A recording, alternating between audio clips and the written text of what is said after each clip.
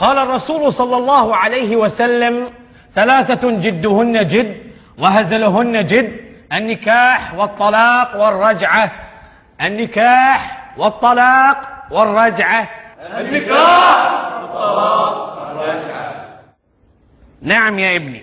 أستاذ، أنا الحين أعرف معنى الطلاق وأعرف معنى الرجعة، بس النكاح شنو؟ سؤال جميل. النكاح هو المسمى الشرعي لزواج الرجل بالمرأة. لزواج الرجل بالمرأة. بس أنا أستاذ للحين ما فهمت. يعني أنا أقول لك: يا فلان زوجتك ابنتي، وهو يرد علي ويقول: وأنا قبلت، فتصبح على هذا الأساس زوجته. لا أستاذ ما فهمت. يعني يا جاسم أنا أقول لك: يا جاسم زوجتك ابنتي. وأنا قبلت. قبلت؟ إيه. قبلت شنو؟ أتزوج بنتك. زواج بنتك يعني؟ إيه. لا لا لا لا يا طلق طلق الحين أقول لك طلق. لا أستاذ بابا مطلق. شنو مو مطلق بها؟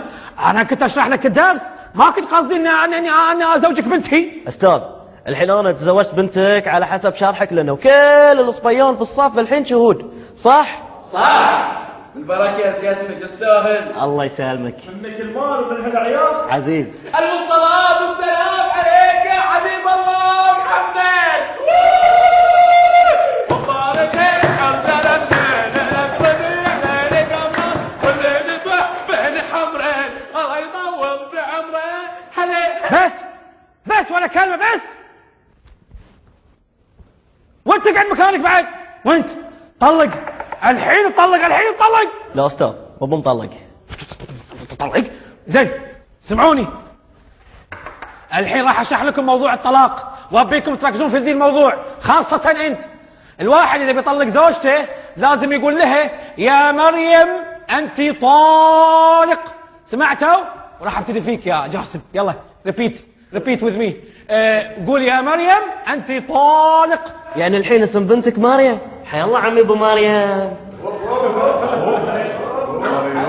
بس تدري عاد قوم. المدير تعال